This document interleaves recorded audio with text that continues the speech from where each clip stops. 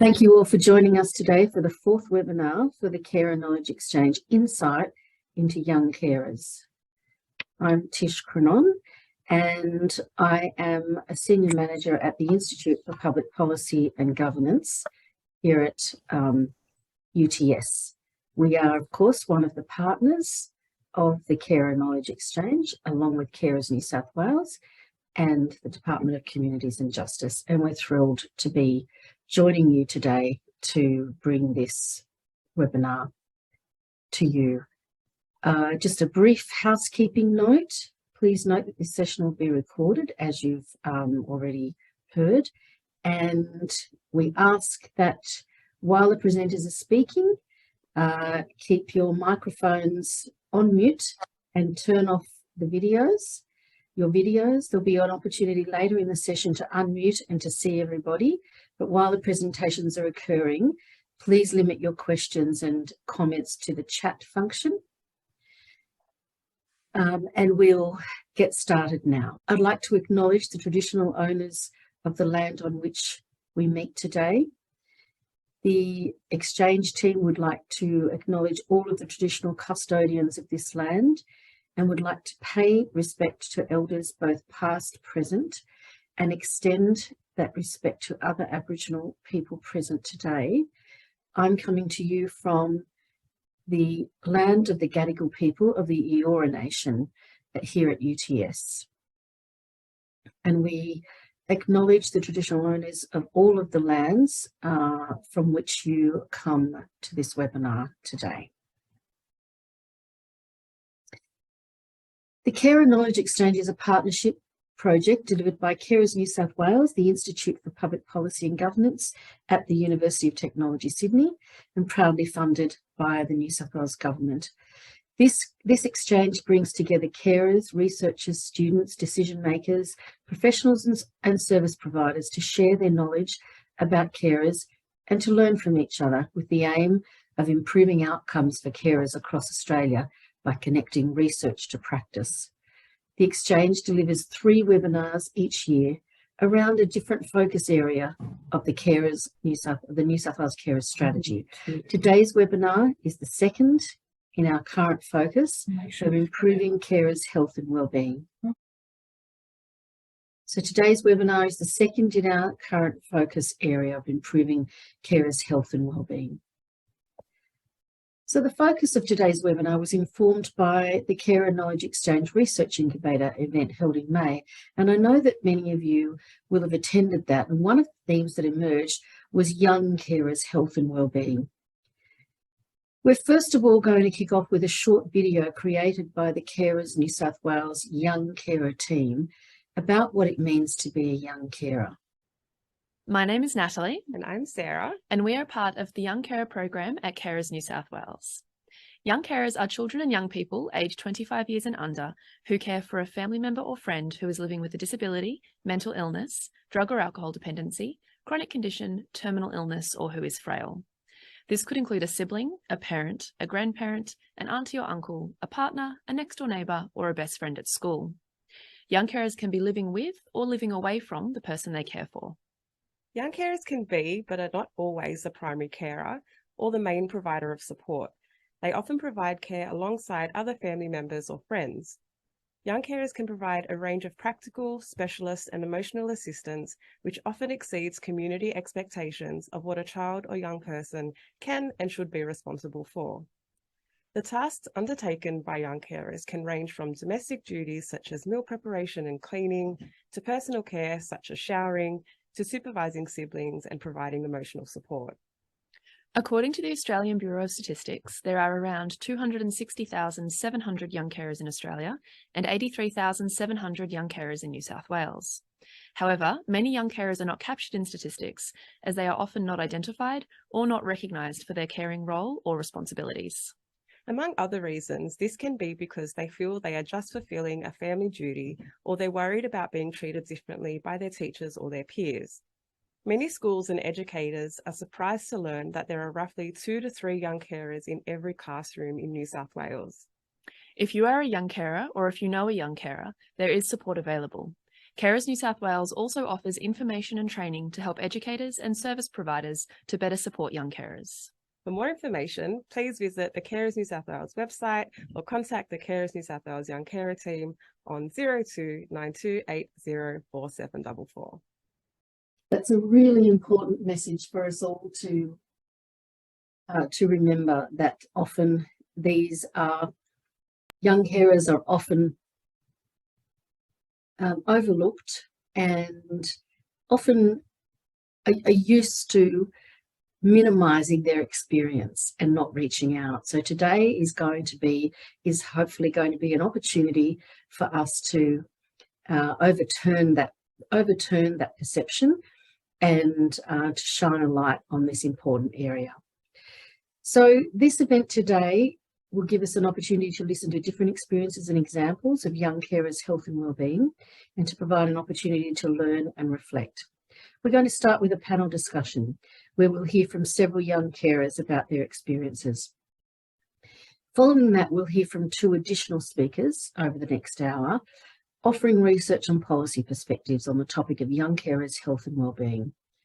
Following these presentations, we'll take a short break after 1 p.m, and then we'll reconvene for a series of facilitated breakout room discussions and follow that by whole group reflections.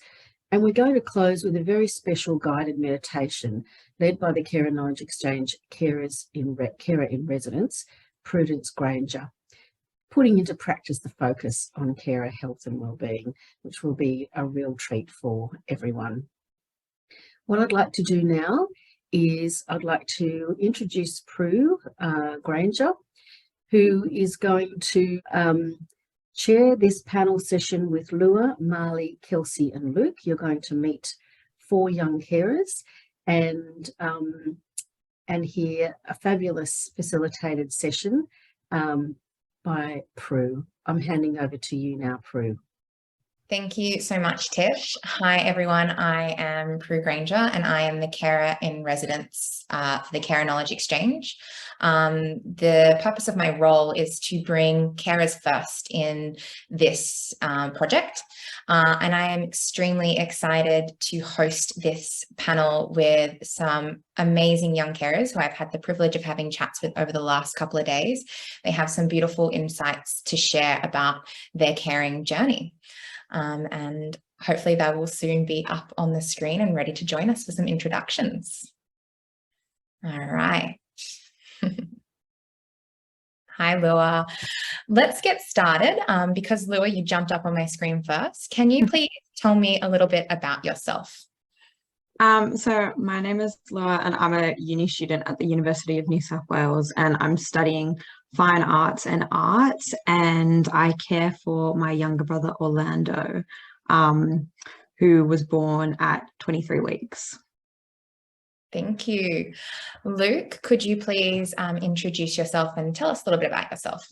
Hi everyone, my name's Luke. I'm a 22-year-old young carer. I care for my mum and younger brother. And I'm currently just finished up my 2nd year in a Bachelor of Social Work at the University of Newcastle. Thank you.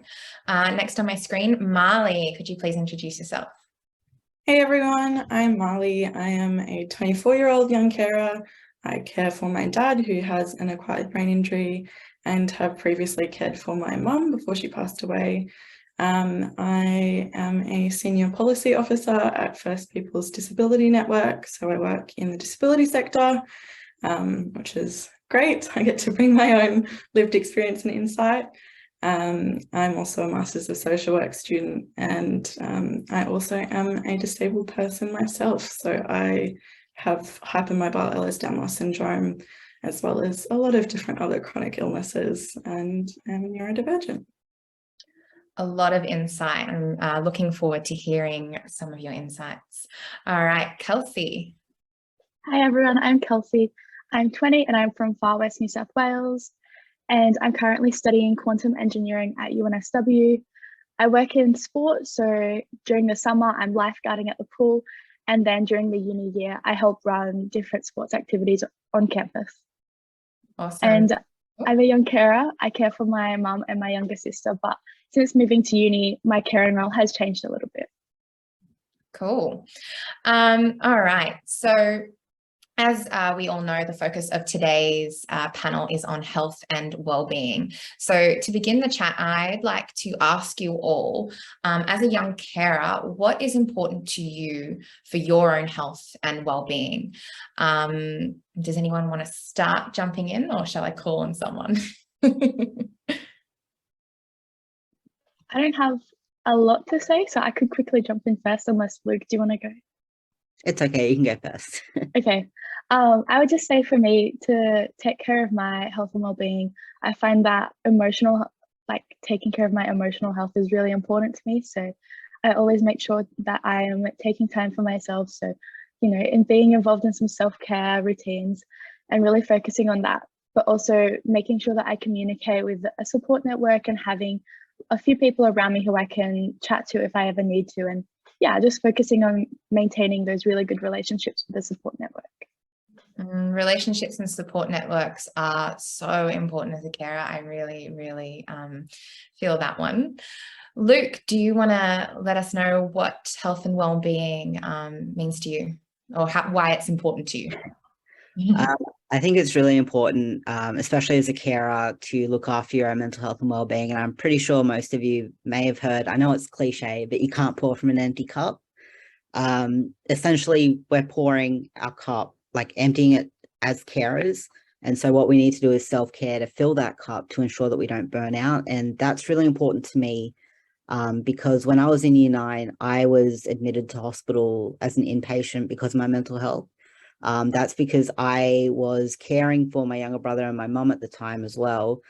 And I thought that mental health and caring are two exclusive things that can't interact with each other, and it sort of led me to burn out. But since that experience, I've learned that they can coexist, and using self-care, no matter what that looks like, whether that's sport, talking to someone, or even just patting a dog, I find that really helpful to keep your cup full so that you don't end up trying to pour from an empty cup. So I feel like self-care, it's unique and contextual. Explore it, see what works for you, and try and sort of keep that cup full. And like, while I've got you on that topic, in your opinion, is there anything that could have perhaps avoided that hospitalization, from an education perspective, a support perspective? Yeah, so at the time, I didn't consider myself a young carer. I thought I was just doing what was expected of me within my family unit. It wasn't until my school counselor actually said, hey, you do a lot for your family, more so than what a regular young person would do. Do you consider yourself a young carer? And I think that sort of identification, articulation of my experiences really highlighted why my mental health was sort of taking a toll on that side of things. And I think being educated and sort of identified as a young carer definitely would have helped sort of avoid that hospitalization, as I would have had that support there, if that makes sense. Yeah, definitely makes sense. Thank you for sharing. Okay. Let's go to Marley. Yeah, I think health and well-being to me is really important because my caring roles have very much interrupted my own health and disability diagnoses. So I am a late diagnosed autistic woman. I was only diagnosed with autism this year, as well as ADHD.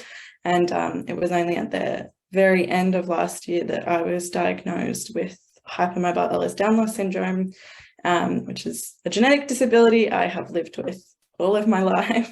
And we suspect that my mum had too. But, when you're busy caring for multiple members of your family, you tend to prioritize their health. And, when you're seeing medical professionals, the focus is on them and not on you as a carer. So I think it's really important that, we start to examine our own health and well-being as carers, because chances are a lot of us also live with disabilities, but we just, don't get the opportunity to properly examine that and, consider ourselves as people who also have often complex and chronic health conditions. Yeah, I think there's a lot of things that could change to, better support young carers to have the time and space to reflect upon their own health and well-being.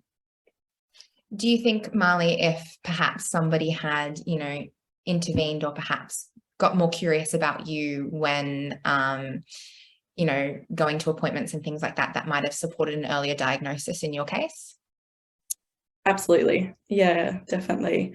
Although I definitely would say too that, you know, there are broader systemic issues going on. So I did access GPs. I grew up in a very small rural town, and no one was very, I guess, aware of the type of disabilities that I have. So diagnosis is really hard to get, and it's only something I've gotten once moving to Brisbane. But definitely, I think, you know, there are so many different types of health conditions and disabilities or neurodivergency that could be picked up if health professionals, you know, start investing their time not only in the patient they're seeing, but potentially the carer that's bringing them along too. Because we know that, you know, if you have genetic disabilities or if you have ADHD or autism, it is often very likely that someone else in your family will have that condition too. So I think, yeah, looking holistically at family units and the broader health and well-being of an entire family rather than just an individual is really important. Couldn't agree more. All right, Lua, please let us know what is important to you in regards to your own health and well-being as a young carer. I think, you know, going off the back of what everyone has been saying, like one of the things that I guess is kind of different that hasn't really been spoken about yet for me is like not letting other people's opinions in regards to like my responsibilities as a carer get in the way of how I perceive myself and my caring role. So I think for me, having peers that don't have the same level of responsibility or don't take on as much in their home life, or they don't really understand caring roles, it can be really difficult for them to understand what it means to be a young carer and what that really does entail. And, you know, it's important for me to put those boundaries in place and understand that even if they don't understand, it doesn't mean that there's necessarily something wrong with the way that I go about my caring responsibilities and how I prioritize my time, just because it's different to what my peers are doing in their own lives. So I think for me, it's definitely like implementing boundaries to not let people's opinions get in the way of how I perceive like my caring responsibilities and my role as a carer. And then I guess on top of that as well, I guess it's really important for me to set boundaries in like other aspects of my life and try not to take on too many commitments, because obviously as a young carer, you're used to doing 100 things at once and you try and multitask and take on everything that you can to alleviate pressure from other family members. You know, whether or not that really falls into what it means to be a young carer. And yeah, I feel like sometimes you can get stuck in the trap of taking on too much because you perceive that as part of your caring role. But then when you look back and reflect on it, you go, oh, actually, that wasn't really my responsibility, or I really didn't have to do this, and then you start to realize that you really are pouring from an empty cup. And yeah, I just think it's something that's so important to realize, is to separate, you know, just being a person that constantly gives and being a young carer and giving to your caring responsibility, because those are two different things. Yeah, I really, really empathize with everything you've just said. I remember from my own journey when I first became a carer, how isolating it was from my normal friendship group, and trying to maintain social standards as if I wasn't caring was really, really difficult and hard to explain to people in my life. Lua actually had a really awesome example of boundaries through our previous communications. Do you want to share about your email tip? Because I think it's an awesome tip for everybody who's attending today. Yeah, I always put automatic replies saying like, I'm inundated with work and uni, or I'm really busy at this time, and I like will be responding to my emails after a certain date. And then that way, at least when people are sending me stuff, they're not expecting an automatic reply from me like I'm a robot, because obviously, you know, being busy and you have a busy life and you're caring for people and attending uni and working, it's a lot to take on. So I think just having those automatic replies in place is a good buffer to kind of go, hey, look, I've got 2 weeks and I'm not responding to my emails because I'm prioritizing other tasks, but I do endeavor to get back to you at some point. It might not just be as quickly as you would like. I think as well, in a world where everybody is so used to accessibility straight away, it's a really, really good tip. And I think I'm going to implement that in my own life. So thank you. Let's move on to the next question. So the next question is, what are some of the structural issues impacting your carers, young carers' health and well-being? And Marley, I'm going to shoot this one over to you because I feel you have some things to say about this topic. Yes, thanks, Prue. Yeah, where to begin? So I actually had this conversation with Prue in preparing for the webinar, just because I feel like there is a tendency within discourses around carers, particularly young carers, to you know, dedicate a lot of time and resources to telling young carers what they should be doing to help themselves, as if, you know, young carers aren't aware of things like self-care. And I think a lot of the time that discussion misses looking at things like poverty, looking at a lot of the, you know, barriers to accessing healthcare, particularly if you are living in a regional or remote area, for example. Looking at the rate of young carers who don't have access to reliable transport, whether it be public transport or, you know, don't have the resources to get their learners licenses, or even looking at things like the NDIS and all of the different structural issues going on with the scheme and the way that that leaves lots of families caring for people with disabilities without the support that they actually need. And I think if we're talking about the health and well-being of young carers, we can't really look at the issue in isolation without properly examining what are the different structural factors that are preventing young carers from actually, you know, living good lives and being able to feel healthy and being able to feel emotionally stable, and have access to things that, you know, provide respite. Because if you don't have the money to go indulge in self-care, or if you are taking on increasing administrative work because you have to appeal an NDIS decision for a family member, you know, telling someone to take some time out for themselves, for example, isn't always feasible.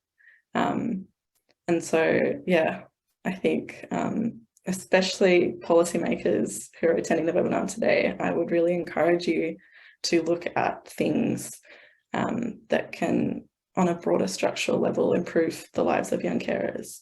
Even things like increasing, you know, carers' payments, increasing the rate of the disability support pension. Like, we know that income support payments are all well below the poverty line, and that is something that has a really big impact on young carers. So yeah, I think broadening the conversation to look at these things is, yeah, important. Yeah, I could not agree more. And I think if, you know, coming back to what you said earlier, if they looked at the family from a holistic perspective, when it comes to health providers and things like that, checking in on the care and knowing that if someone is coming to you with any kind of disability or extra care needs, that the person that is bringing them is likely in need of support too. So kind of taking it out of the carer's hand, rather than us reaching out for the help, bring the help to us. Does anybody have perhaps a personal anecdote experience around, you know, these structural issues impacting you and your capacity to create health and well-being in your life? So maybe it's a roadblock or, you know, something along those lines. So when Marley was talking, they kind of reminded me of a few things that I'm going through and that I have been through. So difficulties with, for example, getting my driver's license and things like that. And when I lived at home and I was in my hometown with, you know, people that knew my experience and knew my family situation, there were ways to, I guess, manage those. But since moving to uni, I found so many challenges with things that I hadn't ever encountered or things I just wouldn't have experienced. So, for example, being super, super lucky to receive scholarships, but then having my whole life being dependent week to week on my mum's disability pension and not actually knowing how to manage money and not knowing how to deal with having like money that I can buy stuff. I don't have to just get like the smallest, cheapest option every single time and like go with that. But even though that is a really great experience, but still not having those skills and then not having anything in the uni that can support me to get those skills. So yeah, I think things like that. And then also when I'm talking to my uni and I'm talking about balancing time, balancing working and uni and living away and just needing help with small things that maybe at home or other students in their home lives have that support there, and then not having anyone in the uni who can kind of understand, or not being seen as a primary carer, so not having access to any carer support, just a range of things like that, feeling like I'm all alone and left in the dark, which is already hard enough because I've moved 14 hours from my hometown. Yeah, thank you for sharing. I think it is really, really difficult to develop those life skills when you haven't had the support, and perhaps, you know, that is another identification strategy to identify that perhaps there's some, you know, normal supports that you get from your parents in these situations as a young carer that you don't get that knowledge, that literacy. And so where is that education coming from? So that's a really, really good point.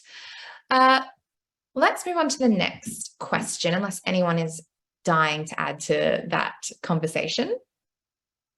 No? All good. So the next one is, what needs to change to improve the health and well-being of young carers? So I guess it's along the same lines of everything we've just discussed, but if there's, you know, a very particular, clear anecdote of what you'd like to change, feel free to share. So I think education on a broader scale, not just in schools, but of professionals and researchers and sort of everyone involved in a young carer's life, and community. I think community is also a really big one. I know that a good few years ago now, I went to a young carers leadership camp with a couple of other young carers, and we learned a lot. We were able to share our experiences in a way that was safe, supportive, and we were able to build those relationships with others.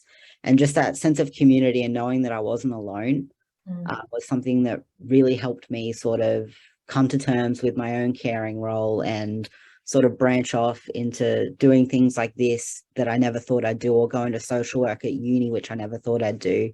But also that education for professionals and whatnot to identify young carers before sort of things get too bad for them and they may burn out or have any other negative health and well-being consequences as a result of, you know, their caring role and having no support there for them. Thank you. Lua, do you have anything to share on what you'd kind of like to improve? Could you just repeat the question for me, Prue? Yeah, no worries. What would you like to see change, I guess, systemically, to improve the health and well-being of young carers? I think one of the big things is there's a lot of like great conversation going on about things that can be done and how we can change and how we can improve. But then I feel like we have these amazing conversations and then it doesn't go much further than that. It's almost like there's a lot of talk about implementing things, and then when it actually comes to implementing them in a practical setting or in a certain way, it doesn't happen. And I feel like that's a thing that happens in all spaces. I know even at uni, I'm a student advisor, and like, you know, we give advice and we're, you know, paid to give advice, and, you know, the uni say, oh, that's amazing feedback and we're going to take that on. But it doesn't necessarily happen at the other end. And I feel like as a young carer, you're involved in a lot of, you know, people who want to talk about how we can improve the lives of carers, or, you know, what are the barriers for carers accessing certain things like like further study and, you know, education barriers, and what's the barriers for them, you know, with their own health and well-being. And then it kind of gets to the point where it's like, okay, we've discussed it, we know what needs to change, but then after that, there's not really any implementation of the change. So yeah, I think in terms of like how to improve the system, it's listening and hearing the voices of, you know, young carers, but it's going that extra step to not just listen to young carers, but actively take on what they're saying. Yeah, I couldn't agree more. Really, really well articulated. Thank you, Laura. Let's move on to our final question, as we have about 5 minutes left. And this one is, what are some tips you can provide other young carers, or tips in general, about, you know, in your caring role, or perhaps in how you've cultivated your own health and well-being, or anything at all you'd like to share?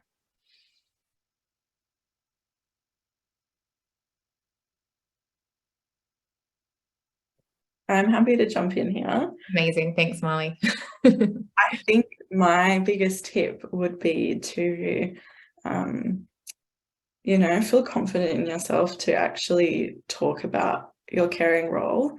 I know it can be really hard with peers, but when it comes to things like your lecturers or your teachers at school, or maybe your manager at work, I think once you actually start talking to them openly about what your caring role entails, often I've found that they have a better understanding of what it's like trying to balance things like work and study on top of caring, and you know, will go out of their way more to support me. Whereas, for example, in my first 2 years of uni, I would kind of work myself to the ground. I would be totally exhausted, but it meant that I would get my uni essays in on time whilst managing my caring role. And I thought that, you know, I'm still capable of doing this, just at a great cost to myself. So everything's fine. I don't need any support. And it wasn't until my 3rd year of uni that I finally was told, you can apply for a study access plan that, you know, will help provide extensions and help you to better manage your study on top of your caring role. And allowing myself to actually get support was, yeah, very, very freeing, and definitely made my life a lot easier. So I think, yeah, as hard as it is, my top tip would be to validate yourself that, you know, your caring responsibilities and role is a form of work. Even though it's unpaid, it is a form of work that, you know, keeps our loved ones safe, and it keeps the economy going. So yeah, validate that you need support and adjustments around that as well. Thank you, Molly. I could not agree more. I myself have recently taken that into practice in my own life, in allowing myself to share what's going on, to receive more support. And I've been so surprised with how people have met me at the table when I share honestly. So it's great advice. Any other tips anyone would like to share? I think just piggybacking on what Marley was saying, I had a pretty similar experience in terms of, it was only until my 3rd year of uni that I implemented like an equitable learning plan, which I was really eligible for the whole time, and really made my life more stressful for a solid 2 years. But I think that came from a place of not leaving myself the time to look after myself and putting other people's needs first, and kind of going, oh, I'll get to that when everything else is done, and putting myself last, where it's not necessarily selfish to put yourself first sometimes, and kind of say, no, this is something that I need to take the time to do, because obviously applying for an equitable learning plan isn't just something that you can do by just saying, I'm a young carer. You know, they want evidence, they want proof, they want to know if you're a secondary carer or a primary carer, they want doctor's certificates. You know, I got young carers to write me a support letter to go in with my application. So it's a lot of work and a lot of red tape to get there. And it's something that if I was doing it for my brother, I wouldn't think twice, I'd just do it. But because it's me, there's almost like a level of guilt that comes with the amount of time that I'm taking up doing something for myself. But at the end of the day, I think one of the best like tips that I can give young carers is, it's not selfish to put yourself first.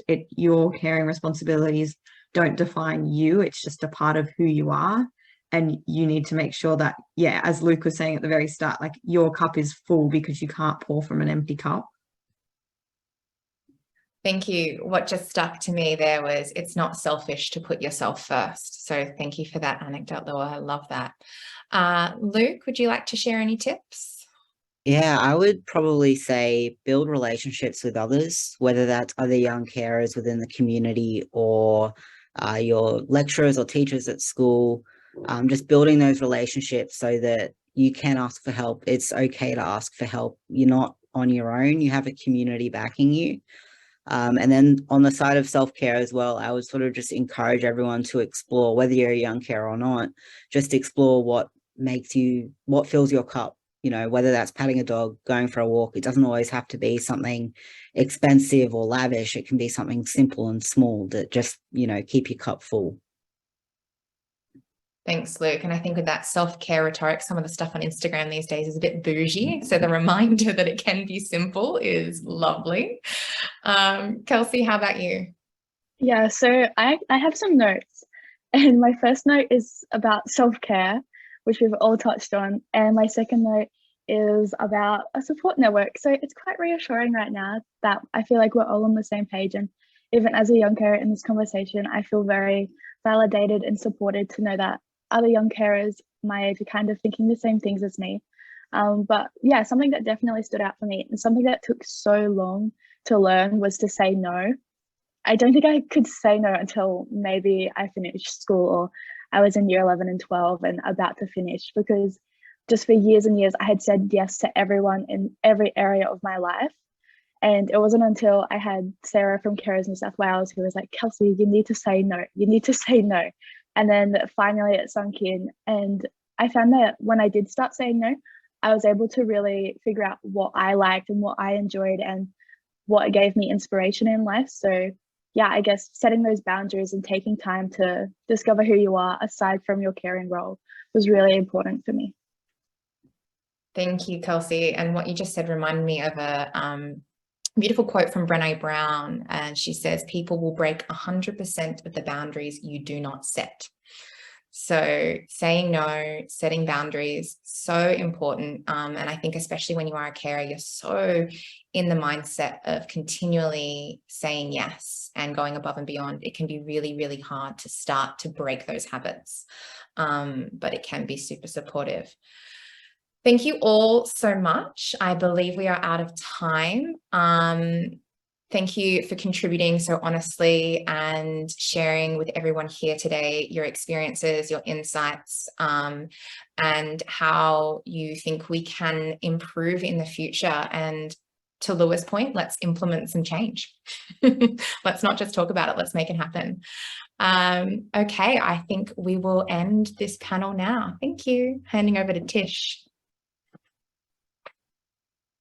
Thanks, Prue. Thanks very much. And wow, what genuine and refreshing insights.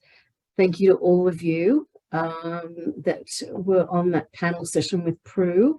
What a fantastic, not just what a fantastic group of people in terms of your own experiences, but what a fantastic body of knowledge we were privileged to kind of capture there.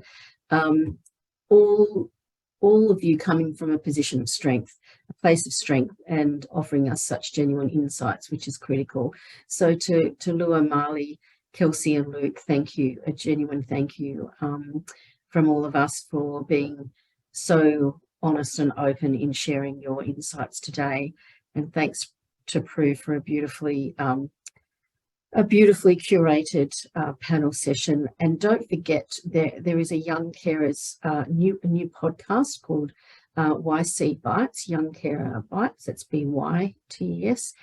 And that podcast aims to raise awareness of young carers, and it features interviews with young carers and highlights their lived experience. So I just wanted to make sure everyone's aware of that. We're going to move on to our second speaker now. And our second speaker is in conversation with Sarah Judd Lamb from Carers New South Wales. And The speaker we're going to hear from is Paul Nanari, and Paul is the Director of Inclusive Infrastructure, Placemaking and Experience at the Department of Regional New South Wales. We know that young carers are often hidden, and so upskilling service providers, such as employers, like Paul and his department, that provide that come into contact with young carers, is really important in having young carers access timely support. You heard from the young carers just then about the difference that would have been made if they'd had some earlier attention and earlier spotlight on their situation. So the Department of Regional New South Wales is, via Paul, will share some examples of how they're able to do this. So I'm going to hand over now to you. This is a pre-recorded video as part of our webinar. So sit back and enjoy this practitioner's perspective. Good afternoon, everyone. My name's Sarah Judson, and I'm the Executive Manager, Policy Development and Research at Carers New South Wales and part of the Carer Knowledge Exchange team. I have the privilege this afternoon of interviewing Paul Nanari, who will be speaking to us from the policy or service provider perspective on today's topic of young carers. Paul Nanari is the Director, Inclusive Infrastructure, Placemaking and Experience at the Department of Regional New South Wales. And he'll be talking to us a little bit about the department's engagement with young carers and what his experience brings to insights into this topic. So thank you for joining us today, Paul, and welcome. Thanks very much, Sarah. It's a pleasure to be here. And I know I've already mentioned your title and where you're coming from, but can you tell us just a little bit about your role and organisation? Yeah, so my role, or my remit, is really to enhance opportunities for people with disability across our community to engage in all aspects of community. So in the context of my role specifically, looking around how we can improve our infrastructure builds or retrofits to our infrastructure assets, how open space or placemaking can better accommodate all people, but particularly people with disability or those with accessibility / mobility sensory needs or cognitive needs for that matter. And then also looking at how we can ensure that our event offerings across the state, and particularly where New South Wales Government invests in events, provide a consistent, accessible, inclusive and dignified event experience, not only for people with disability, but for seniors and all members of our community. So that's my remit. It's pretty broad, but it's a wonderful role, and it gets me out in the community, particularly out in regional communities, meeting people. And part of that cohort that I get to meet, and it's a privilege to meet actually, are carers and young carers. And so ensuring that what we do, or what I do in my space, and obviously what I do as a representation of government policy, aligns with the needs of the people that we represent, in this case people with disability, and carers and young carers as well. Fantastic, thanks, Paul. And since you do interact with children and young people in a number of settings in the regional context, what do you see as the biggest challenge for children and young people's health and well-being? It's a really great question. I think it's fairly evident across the board, even beyond children and young carers. It's just access to services, to your bread and butter services, and in the context of my role, at least, access to allied health services, access to sport, recreation and leisure facilities or amenity. But I can kind of say hand on heart, I think we're building those assets really well in the region. So I think access to high quality community assets or amenity is actually really good. But it's just a matter of making sure that young people, whether children or carers, adolescents, can actually get to that amenity and use it, and can afford to use it. So just making sure that's all covered off. But I guess from COVID, and you would know this better than I think obviously access to mental health services post-COVID is also a significant consideration. And then when you add that to the complexities around, droughts a couple of years ago and now floods, it just adds another layer of consideration. And when in the context of young carers, I think it's just ensuring that there's adequate respite and support, particularly for young carers who have caring responsibilities, to be able to have some time to themselves, access the services that they need, but also access amenity that just makes them feel good as well. And that might, like I said, that might be in that sport, recreation, and mental health space. That's great, thanks, Paul. And you mentioned as well that you come across young carers. Obviously, you've spoken about children and young people more broadly, many of whom will have caring responsibilities. Where do you mainly come across young carers in your work at Department of Regional New South Wales? Yeah, look, I mainly come across young carers in my work, in my disability work. And so obviously I work with people with disability, and my role is to enhance opportunities for people with disability. And I guess there's two significant cohorts when you talk about people with disability, and that is people with disability and also carers. And a lot of those carers sometimes are actually young carers and of people with disability, or friends or other family members. So it's a cohort that I'm very cognizant of supporting, because I know a lot of times it's just assumed that they're fine and okay and doing well, and they don't need any support, but a lot of the time they do. And it's just about recognizing that and developing policy and outcomes that support supporting young carers, and also providing a forum where they can be listened to. And we've got some really great regional networks across our state, and my department also has an office of youth as well. And the remit for that office is to work with young people across the state. There's also a regional ministerial youth task force, and so the Office of Regional Youth provides secretariat support to that task force. And the role of that task force is actually to identify emerging and complex youth issues across the regions, and then work obviously at a ministerial level to resolve those, or at least highlight those needs. And young carers and the needs of young carers are highlighted through that forum. And through the intersectionality of my role, I get to work with the Office of Regional Youth and some of the members of that task force on identifying ways in which we can better support young carers. That's fantastic. And from that work and your exposure to young carers in the regional setting, what do you think can be done to improve young carers' health and wellbeing? I think it really establishing the fact that young carers is a tangible asset, and resource and contribution, and is valued as such. I think sometimes, and I know this happens a lot when we talk about carers in general or volunteering, and I know it's not about monetary, but there's no monetary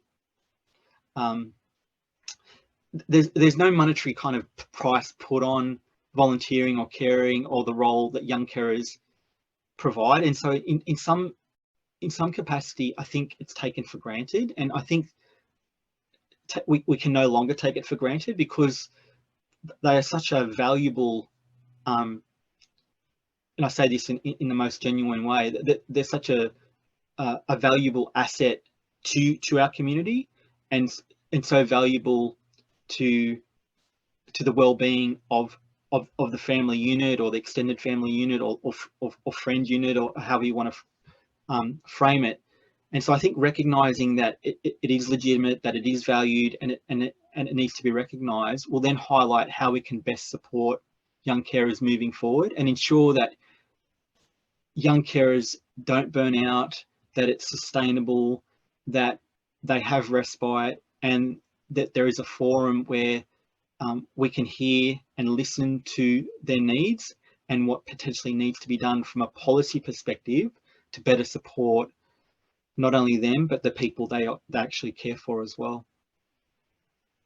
That's a really strong message. Thanks for that, Paul, around identification, recognition, and then moving forward to listening to what they need and providing support. Thank you for that. And is there anything else you wanted to add about young carers that we haven't had a chance to cover? Only from a personal perspective, I always find my interaction with young carers are just so mature and empathetic, and you know, their level of emotional intelligence is just so kind of zoned in, because I feel like in some instances they grow up a little bit quicker, just by the nature of their caring role. And you know, the other side of that coin is that those young people will ultimately become really great employees, you know, because they bring with them a wealth of lived experience, a wealth of responsibility, and a recognition of what responsibility means. And I think that definitely is an asset to an employer as well. And so I think young carers, again, not only are highly valuable to their respective, you know, family unit and broader community, but I think they can be, you know, highly valued employees into the future. And I think that's something to highlight as well. Yeah, that's fantastic. Thank you for adding that. I think that was all from my questions today.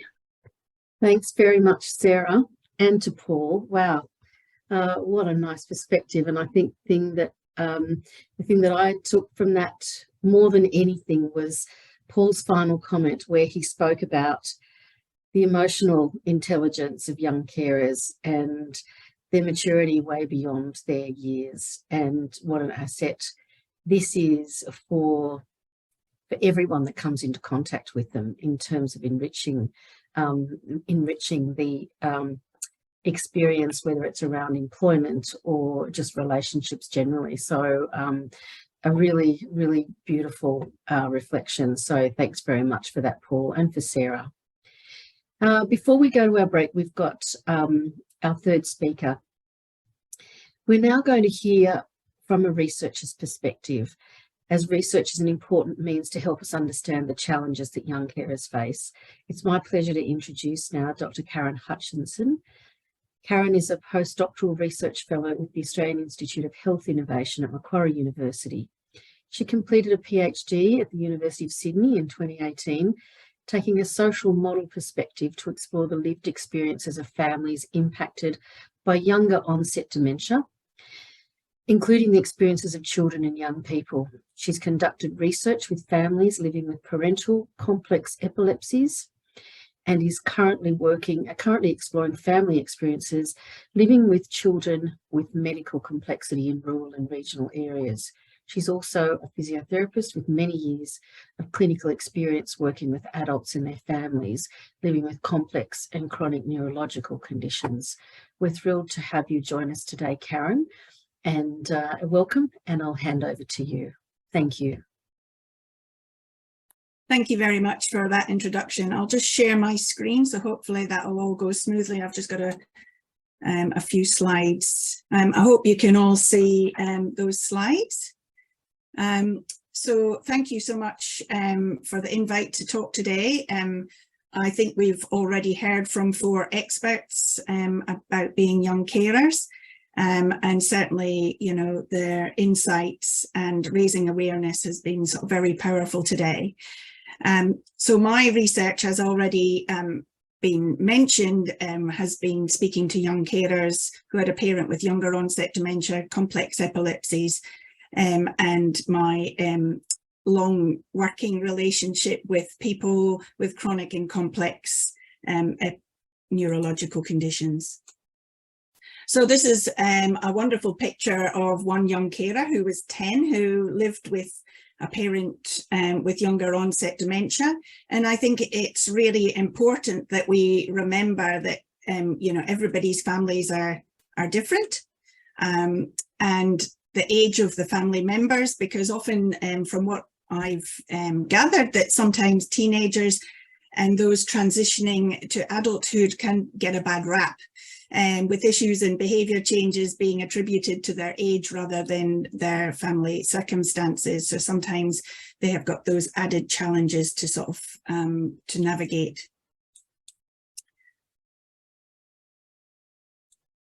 So as already mentioned today, every young carer has different experiences, and we need to consider their individual and family-centred needs and priorities. And that, I think, came through quite strongly with everyone today, that this is a whole family approach that needs to be taken.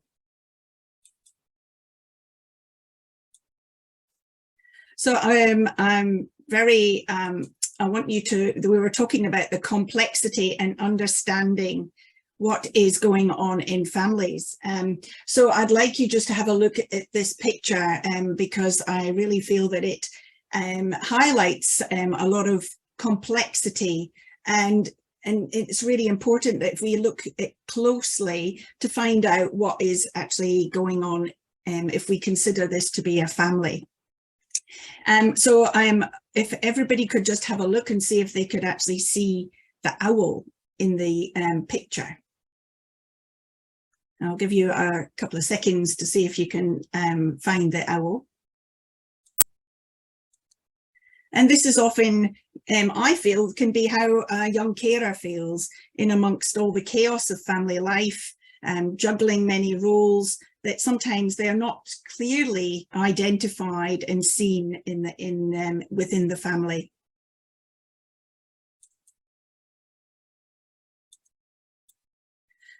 So underpinning a lot of emotions of caring has been highlighted by the young carers today and the young carers that I've spoken to.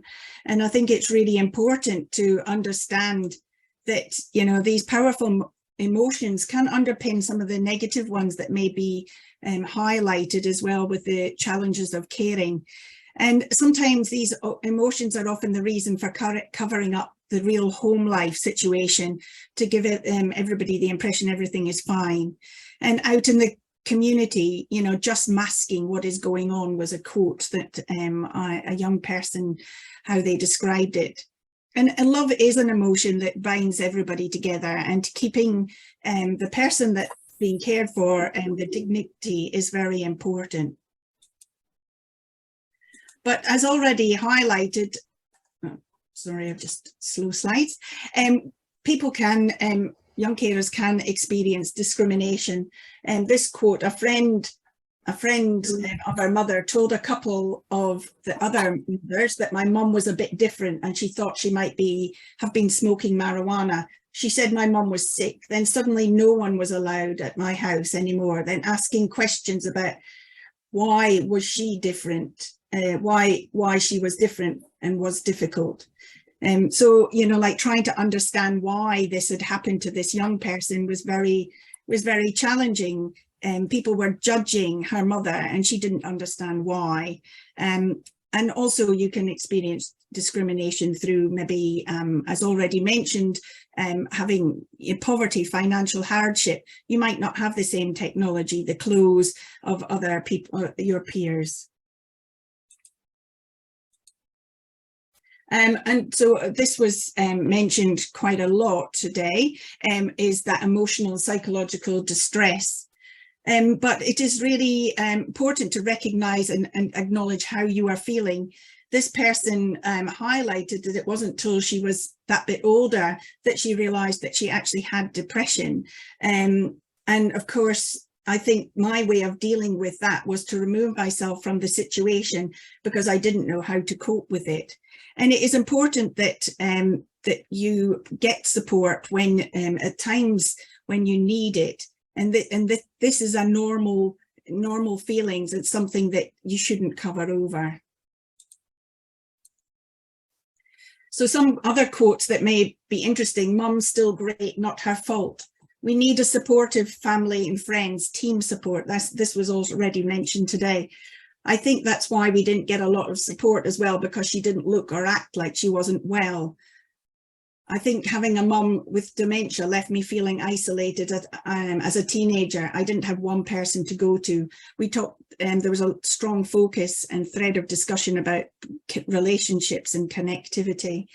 Adults try to take over when mum has a seizure. Maybe they didn't hear me because this young person was able to, she knew what had to be done when her mum had a seizure, but because she was a child, she felt that people weren't listening to her. And this is what we don't want. Deal with it and live with it. There's no choice. That's certainly not the focus. So some young people have described that, you know, they feel isolated, neglected, excluded, and you know, these are all sort of things that were mentioned today. But, you know, they have rights to be connected, feel belonging, valued as citizens, respected, informed, be the same as their peers, be hopeful for the future, safe and empowered. And it's what is happening in the for young people, and this is not a situation because the person, blame is not on the person that they're caring for or the family. And it was already highlighted, is, you know, this is a societal issue as well. And you are valuable citizens in the community with a voice that needs to be heard.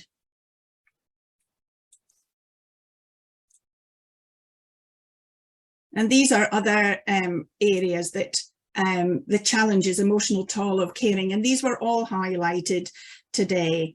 Inequitable access to support, and I did feel for anybody, for a young person navigating the NDIS for their family member would be a huge challenge on top of everything else they have to do. And financial hardship was mentioned, difficulty knowing and finding what support is out there, and that is another one. And abandonment, and by sometimes extended family or society. So we need to sort of recognise that, you know, that peer support, biggest lifesaver in the world, developing self-confidence and self-worth, looking after your own health, connecting with family and friends, and being valued, involved in raising public awareness, just exactly like what you're doing today, is absolutely amazing. And just carers need support at the right time. And this is highlighting a bit of a failure within society and actually reaching out and providing some care and support for young carers when they need it. And young carers need access to the right type of support. So not always the support you might get is the right support for you. You need, it needs to be age appropriate, as that's already been discussed today. And, you know, there are age appropriate organisations that provide care and support. So it's really important that you actually connect with the right person as well. So empowering young carers for better health and well-being. So, and which was already mentioned, you know, although experiencing major disruption in your life, we know that connectivity plays a great part in teaching and developing the way these, you know, you young people will interact in your environment, and they need the environment that supports their development as well.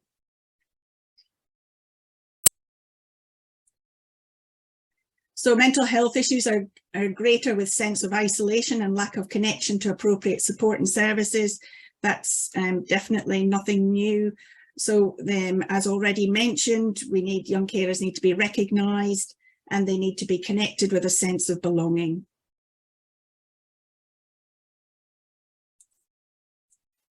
So importance of social connection, and that person can be someone like this example is a school teacher, but I used to talk to him a lot because I was worried about not being able to go to university, and I wanted to study communications then. So I think he made me feel easy, even if I don't go to university, that I'll find my way to contribute to the world somehow.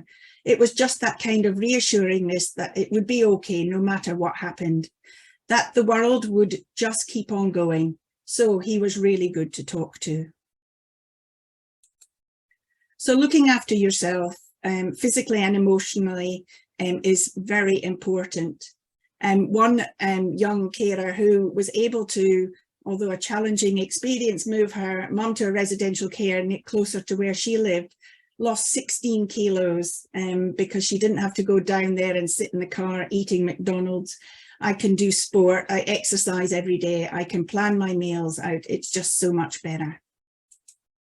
And I just wanted to highlight that, you know, research is, these are just some of my examples of some of the papers and presentations in a book about trying to raise awareness and listening to young carers and helping you advocate for change. Thank you very much. Thank you very much, Karen.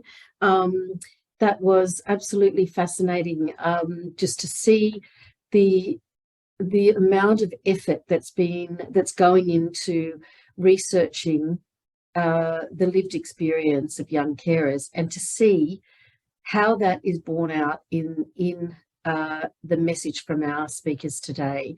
And it's exactly, I think this is a perfect example of how the exchange, the Carer Knowledge Exchange, is actually trying to bring together those two things. And we've seen that at play today. I loved hearing about the courage that comes with empowerment through social connection that you highlighted today. I think that that's really important, and we saw that courage displayed by our young speakers as well, that the courage that they've displayed in the social connection that they've made a part of their lives, and to make them feel so empowered.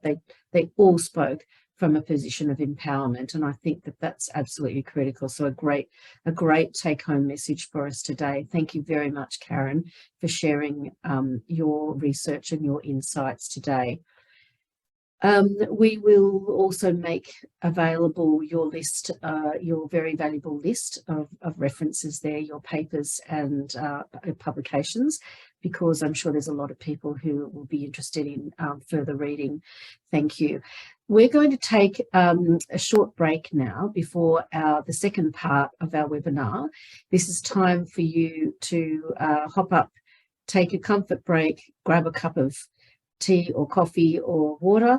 We've got 10 minutes. We're coming back to the second part of our webinar after that, where we'll be invited to breakout room discussions, which are going to be incredibly valuable for advancing the sharing of our knowledge today.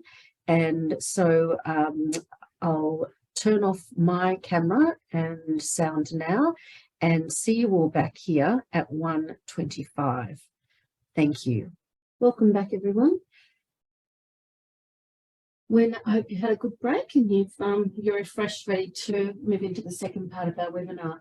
We are now going to move into a series of breakout rooms for approximately 20 minutes. You'll be allocated to a breakout room where you can contribute to further discussion on what we've just heard from our speakers. The questions we will be discussing in the breakout rooms will be posted in your chat. There they are on the screen in front of you now, but they'll also be posted in the chat. And they are, from what you've heard today, what is the most important thing that can be done to improve young carers' health and wellbeing? And the second question is, what are some of the assumptions about young carers that need to be challenged? There are two focus questions for the discussion. Just await instructions on your screen, and after the groups have concluded, we'll all rejoin the main meeting. So you'll get instructions on your screen during the breakout group. So what I'm going to do now is pause for our admin team to allocate facilitators and attendees to the breakout rooms. Welcome back, everyone. I think everyone's back in the main room, which is great. We're now going to have some feedback, a brief overview of the discussion from each breakout room. So it'd be great if we could hear from group one, which was chaired by Sarah. No problem. Hi, everybody. So we had some really interesting conversation, mainly from people working with young carers, but also from some lived experience. And in response to the first question around what is the most important thing, we couldn't settle on one, but identifying young carers was a big one in terms of beginning their support journey. Social connection, so that there's sustainable networks and less reliance on service providers. And really critically, and this has come up throughout the day already, but hearing from young carers themselves about what they want individually to improve their health and wellbeing and responding to that need. So that was our points for the number one most important. We had 3. And then in terms of assumptions, we had a couple that we discussed, one being on the one side, there's an assumption that children's voices don't matter because they don't really understand or have the expertise in a given situation.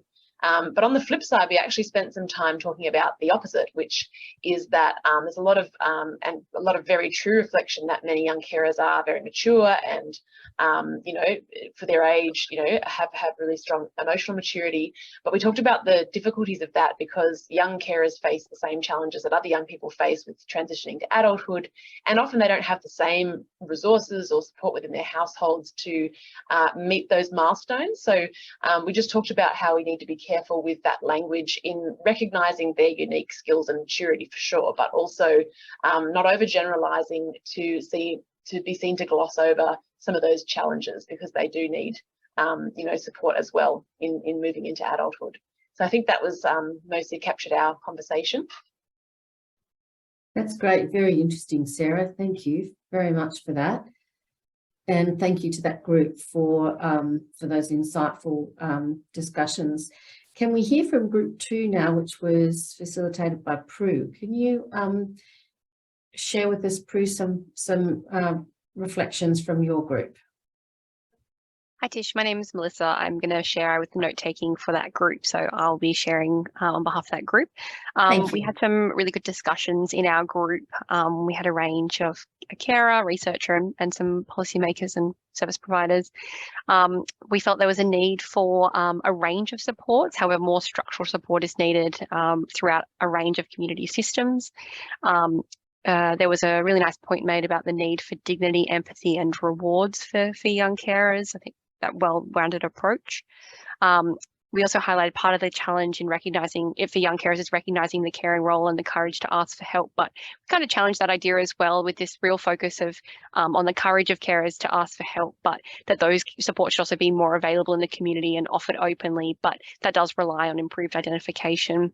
In terms of the assumptions about young carers that need to be challenged, they were quite similar to the first group, but it was around that young people can and do provide care and that they're often quite capable of this, so that should be respected and supported. And it's important that we continue to challenge assumptions about carers in the community more broadly, such as those made in the workplace, to reduce stigma around caring and create more inclusion and understanding of carers in the community. That's great. Thanks, Melissa. Great discussion in that group as well. And thank you very much. And group 3, I believe, Abner, you were in that group. Are you able to share with us some reflections from group 3? Hi Tish, my name's Grace and I'll just be reporting on what we discussed in the groups today. We had a really lovely group session where we had some young carers, people from the organisation and some other contributors from the carer support sector as well. I think in the first question, the most salient point that came up, and it kind of built on what was discussed in the panel, is ensuring that the unique needs of young carers are prioritised when supporting them to improve or prioritise their own health and wellbeing. So kind of talking about the diversity within the young carer experience and making sure that we're really receptive to those unique needs. There was also some lovely conversations around like reflection and wanting to really make sure that we're reflecting on how we engage with young carers to ensure that we can prioritise their health and wellbeing effectively and adequately. And then looking at the second question, we had a really lovely reflection from one of our young carers who So when they might be telling someone or disclosing that they are in fact a young carer, there may be a negative value judgment from the other person, when in fact they actually really enjoy and take great pride in their caring responsibility and their caring role. So I think that could be an assumption that people may wrongly or rightly have about the young carer experience. But they were some of the points that we discussed in our breakout room. Oh, that's fantastic. What a great observation. Yeah, thanks, Grace. And thank you to Group 3. And Group 4, do we have someone who's going to share from Group 4?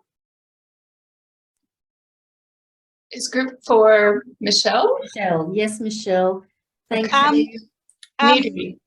Yes, I'm Nidhi Shakaran, and I was the person in charge of telling you what was shared.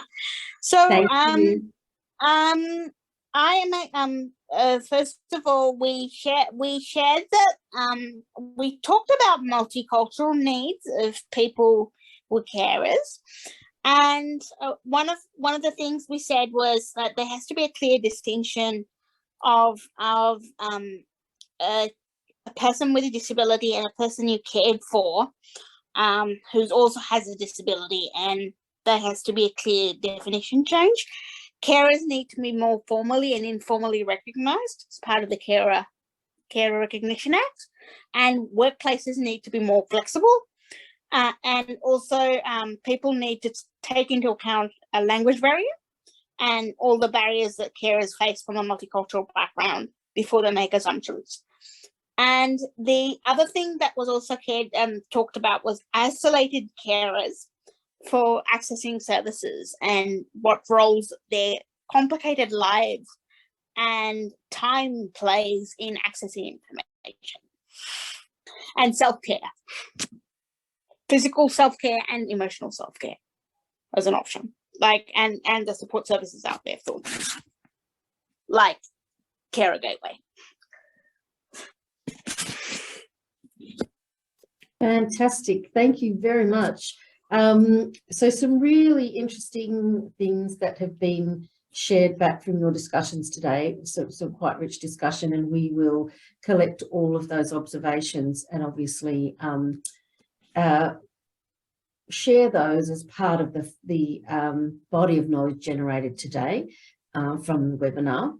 And that's fantastic. We have one more section of our webinar, but we've come to the end of the more formal part, and we're going to, as I said at the beginning, we're going to finish today with a guided meditation hosted by Prudence Rose Granger, our fabulous carer in residence for the exchange. Research and practice show us that we all benefit from mindful activities.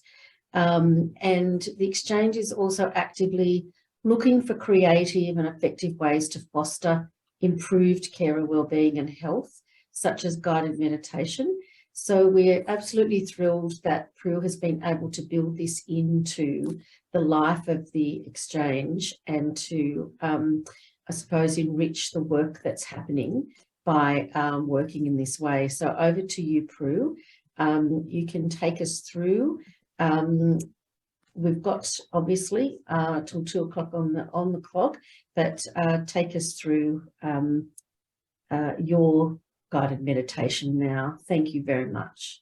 Thank you, Tish. So aside from being the carer in residence and a carer, I am a yoga teacher, and through my own experience as a carer, having the tool of mindful practices has been super supportive.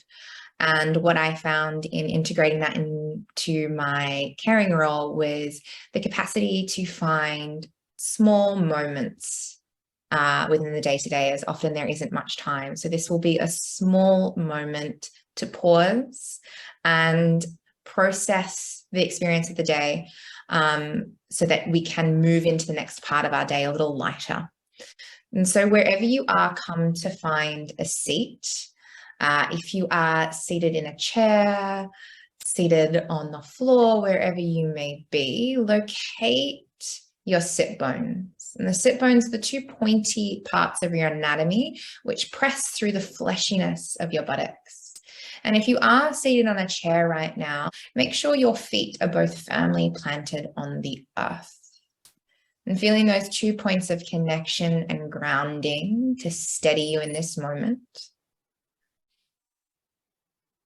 And then as you inhale, start to feel a lifting up and out of the body from the base of your spine to the crown of the head as the top of your head reaches towards the ceiling, creating space within the body. And feel your front body soften into back. And your back body melt into the space that is behind you. And cultivating a stacking of the spine. And sometimes a shift in posture can create a shift in focus. So notice if there is more tension in your mind's eye now. And bring that attention to the experience of your naturally occurring breath. And so as you inhale, feel the inhalation swell in the belly, the waist, the chest. As you exhale, soften chest, waist, belly. And so notice this rhythmic pattern, the inhale expanding from the base to the rim of the body, the exhale descending from the top to the bottom. And as you inhale, can you endeavor to take up more space in this body? As you exhale, I invite you to take up more time. Let the air luxuriously leave your nostrils. And with each new breath that you take, perhaps there is something new to witness or feel amidst that breath. And the action of breathing is something you do all day, every day, without any thought. It's this beautiful life-giving function. And so witness the potential of this breath when you bring your full attention to it, consciously breathing in this moment.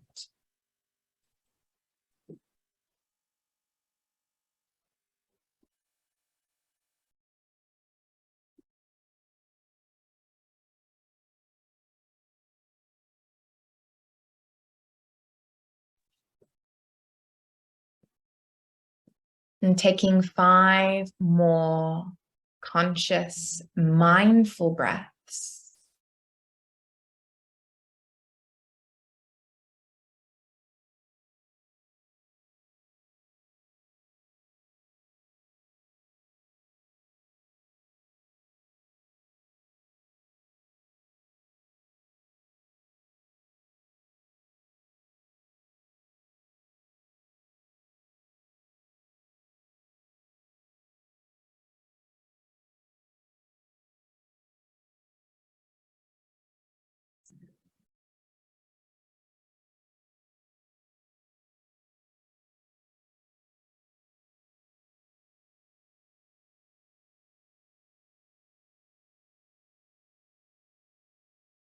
And at the end of your next exhale, bring your hands together to meet and start to rub your palms together. As you do so, start to feel sensation arising, perhaps a buzz of energy or a feeling of warmth.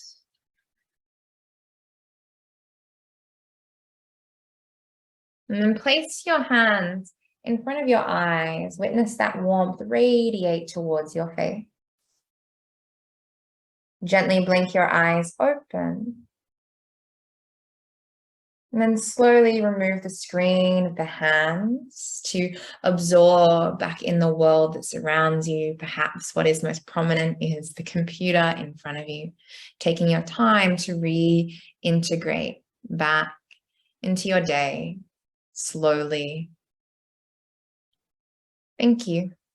And if you have any questions, please feel free to pop it in the chat. or you can reach out to the Carer Knowledge Exchange team for more information. Thank you. Thank you, Prue. That was absolutely wonderful and a beautiful way to finish our webinar today that has focused on wellbeing, and we hope that everyone was able to experience that lovely guided meditation. So thank you very much. So on behalf of the Carers New South Wales and IPPG and the Carer Knowledge Exchange team, I'd like to extend a really big thank you to all of our speakers today. So to our carers, our young carers, to our other two amazing speakers, to our breakout room facilitators, and to everyone that attended today that's participated and contributed to the discussion. The purpose of this interactive webinar has been to explore and to understand the young carers' health and wellbeing, and to hear from as many voices as possible so that we can improve outcomes for carers. And we could not have done this without your participation, so thank you. We invite you to continue to engage with the Carer Knowledge Exchange through our digital platform and through future events. So stay tuned, stay in touch with our website and platform and announcements about our events. And we look forward to sharing the recording of today's session with you and a short communique from the webinar as well. So thank you very much, everyone, and we look forward to staying engaged with you in the future. Thank you.